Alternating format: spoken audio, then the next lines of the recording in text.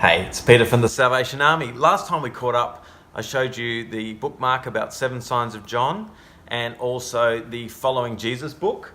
Well, I just wanted to give you a little bit more this time of information relating to what disciple making actually looks like in the community and how it actually works. And basically, what I'm going to use to describe how we were taught to do it was Luke chapter 10. So if you've got your Bible, you want to pull out Luke chapter 10, you go for it right now because it's a really great resource, and I'll just give you a second to find it.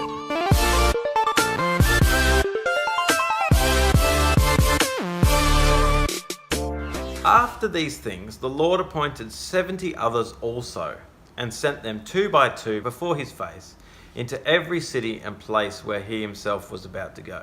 I'm just going to break it down little bits and pieces. As you can see from the very start here, Jesus sends 70 others also. Now, they're unnamed people. They're not the 12, amazing disciples that Jesus is well known for. They are 70 no-named people who could potentially be us. Okay, people from the community who God has chosen to follow him, and then he's now sent them to be his missionary. And he sent them where he is about to go. Interestingly, though, he sends them 2 by 2 to a place where he's meant to go. Now, the beauty of having 2 people when you're in mission is there's a lot of practical reasons and there's a lot of holistic reasons. I mean, the practical reasons is you've got someone who's on the same page as you, thinks similar, is supporting you. When you're meeting with someone, while you're listening and talking, the other person could be praying and vice versa. So there's like a little opportunity for community to form. That actually, I think, is the main thing. You've got 2 people, and then when you meet someone, you get 3 people. And the Bible says wherever there's 2 or 3 people, there I am amongst you. So you have a nucleus of church. You have 2 like-minded people, and then you have someone else who's a person of peace. But anyway, we'll get down to that person of peace stuff. But basically, there's practical support. There's security. There's friendship. And that is so important when you're in mission because of the emotional turmoil and the struggles that you can often go through just by being around people who have needs. So it's great to have that support. So he says he's about to send these people out where he is about to go. Jesus is about to go to this place. Jesus is promising to go with them, and he's going to go and meet those people that we are going to go and meet. Then he said to them, "The harvest truly is great, but the laborers are few. Therefore pray the Lord of the harvest to send out laborers into his harvest." Now, this is a bit of a weird prayer, but I would say this is, for me, the meaning of life. Because what Jesus is encouraging us to do right there and right then is to be dependent on him. Straight away, Jesus is saying, this is my Father's mission. This is the Trinity's work. This is all about God showing up and doing his thing. And he's inviting us to be dependent on Jesus too. He's saying, pray that the Lord of the harvest will raise up these workers. What he's also reminding us in this prayer is that God is going to be sending us to people he has already prepared for us. And it's out of our prayers and other people's prayers that these connections have been made. God is raising up people in the community. Now, that doesn't mean that they're churchgoers. That doesn't mean they know anything about church. In fact, the majority of the people we've connected with are not churchgoers at all. In fact, they wouldn't be seen dead in church, even now. It's not for them. They've had bad experiences. They've been judged.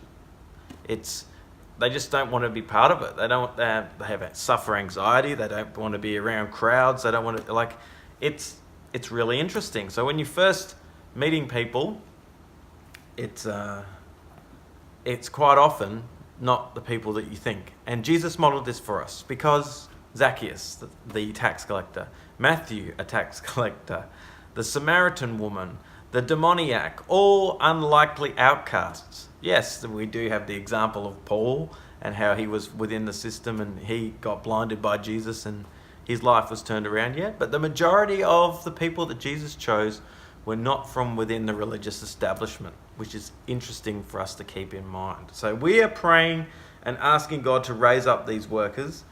And Jesus is actually saying the harvest truly is great, which means there are so many people out there who God has prepared for us to meet. We don't have to go out there fearing that there's no one there. We don't have to go about our ordinary everyday lives fearing, oh, people are going to hate me. Oh, I don't know what's going to go on.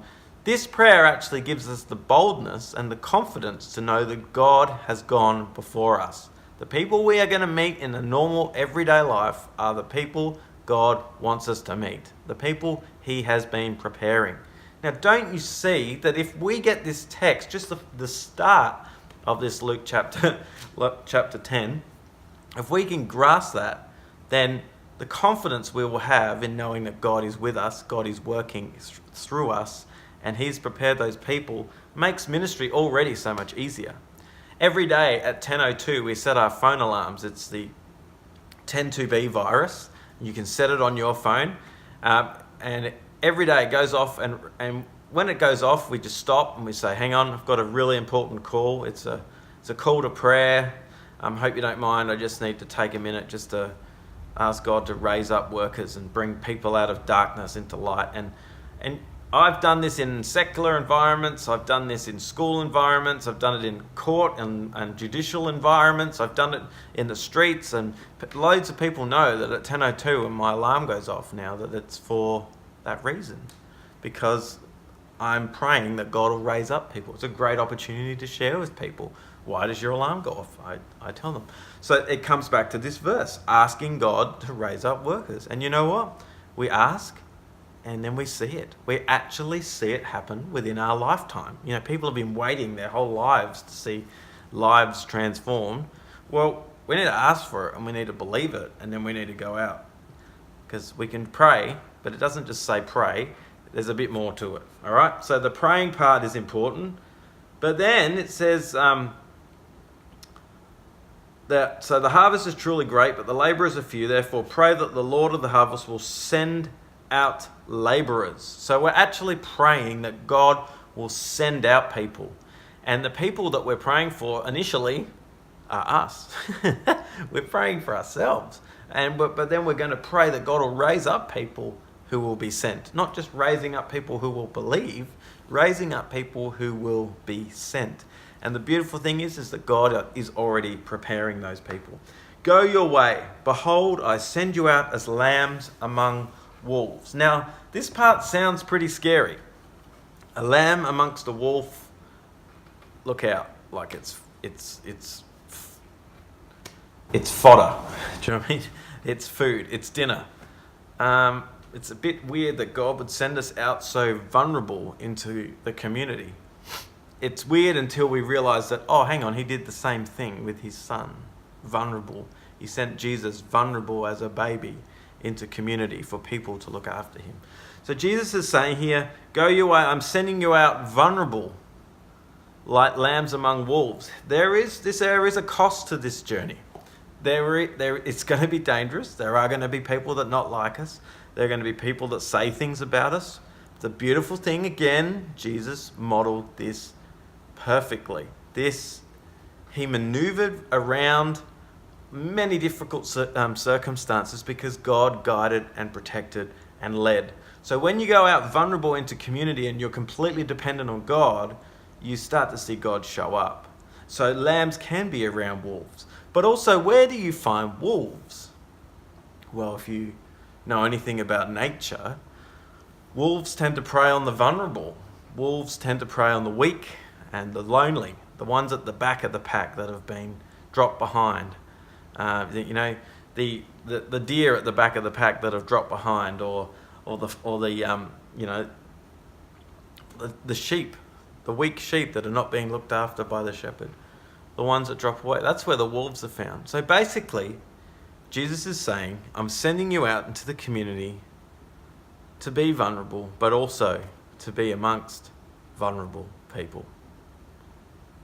Now that doesn't mean just the poor. That's vulnerable broken, lonely people. But people who God is preparing for us to meet. Fascinating, isn't it? Fascinating study that God is doing this amazing work. Now, this is the bit that blows my mind and blew my mind initially, because it says in verse 4, carry neither money bag, knapsack or sandals, and greet no one along the road. Now, basically saying, when you go, you don't need money, you don't need resources, you don't need material possessions, and you don't need to stop and build superficial relationships on the side of the road so everyone can see you. It's saying, go vulnerable into community. Because the next part, verse 5 says, but whatever house you enter, first say peace to this house. And if the Son of Peace is there, your peace will rest on it. If not, I will return to you. So this is where the person of peace idea comes up. And that's basically the idea that God has prepared someone. We're going to meet that person. Now, we don't necessarily meet that person straight away, and more often than not, it's not straight away. The first person you usually meet is not the person of peace. But it takes time to find them. It's people who are genuinely wanting to connect with you, people that actually love you or show affection to you, people that actually care about you and they're interested in you. Now, they may not, as I said, they may not be followers of Jesus, but a person of peace is someone who is genuinely seeking to be in a relationship with you. Zacchaeus up the tree. He was genuinely seeking out Jesus. He was going out of his way to find Jesus. There are people in our communities that are going out of their way to connect with us. And the beautiful thing about those people who are going out of their way to connect with us is that they have a fire in their belly. They have a desperation to be loved, desperation to be healed, a desperation to be made whole. And so these are the people that God is sending us to. These are the people of peace. Not the ones that don't give, two hoots about religion. Not the ones that would rather spit in your face than follow you. People that are interested and connected into you.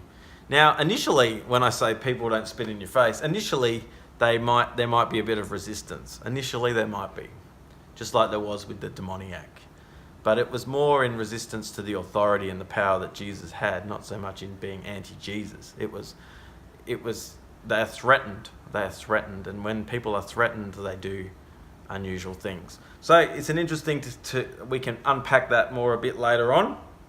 But I'm just wanting to run through this a bit more because hopefully it'll give you a bit of insight into how simple disciple making can be if we do it Jesus' way.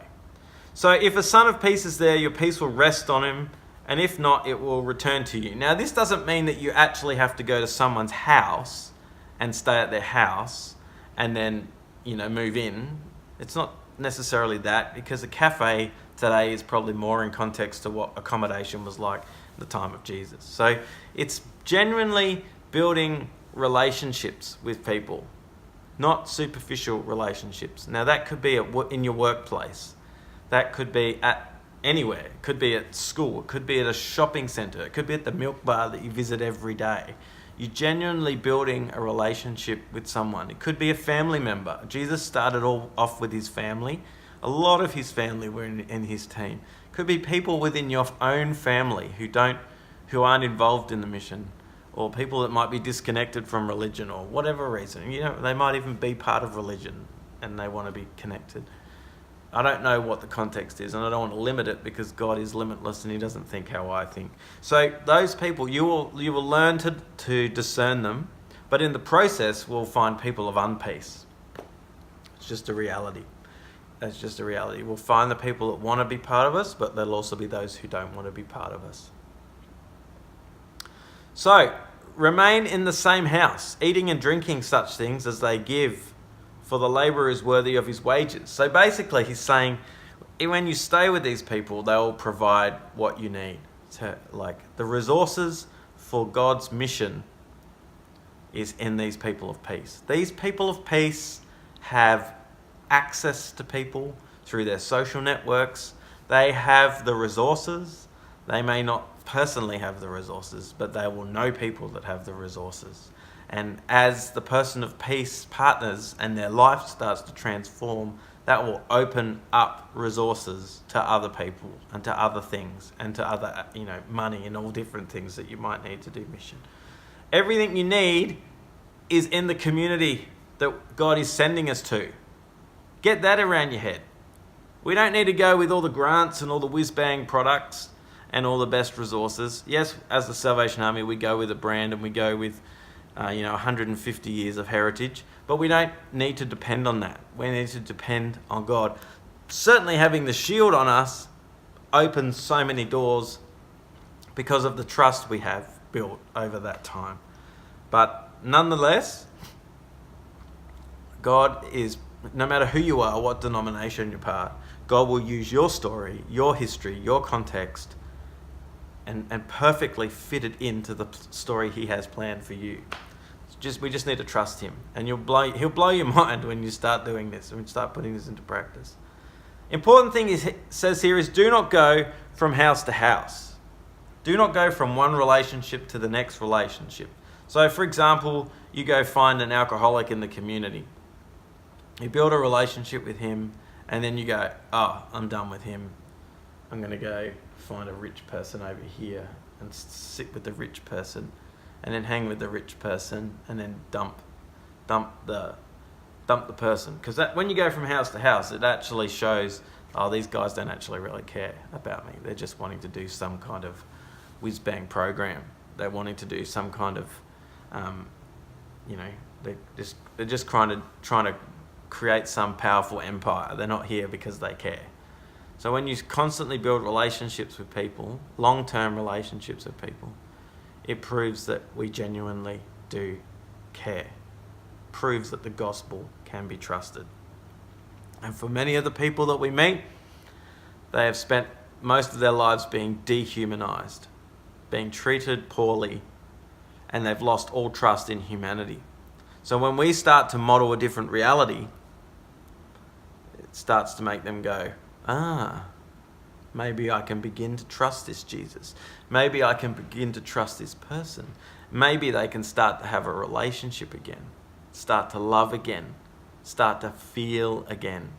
And that's all part of the transformative process of people opening up their lives, not just to God, but to humanity, learning to trust again. And with society being so anti-religion, this is where we have to start. We have to start by going vulnerable into community and building relationships with people. Genuine, long-term relationships. 3-year appointments as Salvation Army officers is not going to work if we're wanting to be starting discipleship movements. We need to stay long-term where we are and be prepared to build relationships with people of peace. We have a Salvo Missional Space Network, which is available for people to be part of, where we encourage, share stories of encouragement and bless. And obviously this is where I'm posting the video. But this is an opportunity. It's on Facebook, the Salvo Missional Space.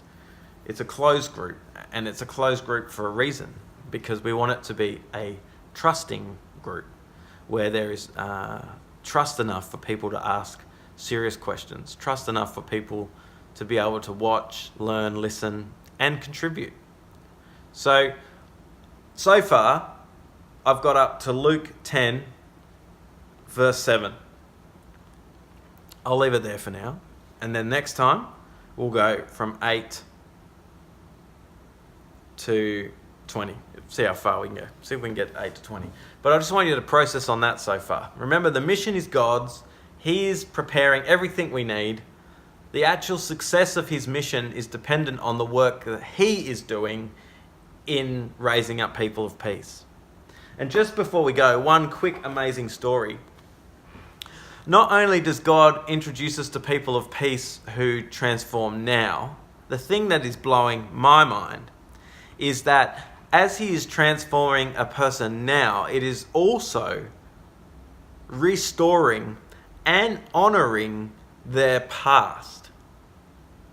If you want to know more about that, ask me. But it's fascinating to know that God isn't just doing a work now, which is having a future effect. He's doing a work now, which is changing the past, which is righting wrongs from the past. Blowing my mind. Even Di and I, our past story connected to today, blowing our minds. So it's something else for you to think about and question and ponder. But being on this mission together is the most exciting thing we can possibly do. Because God gets all the glory. We go vulnerable into community to people He has prepared.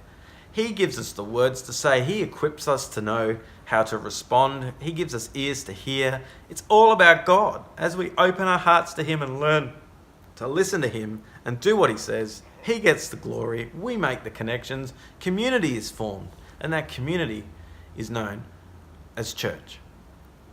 Not the building, the people. It's fascinating. I'm Peter from the Salvation Army.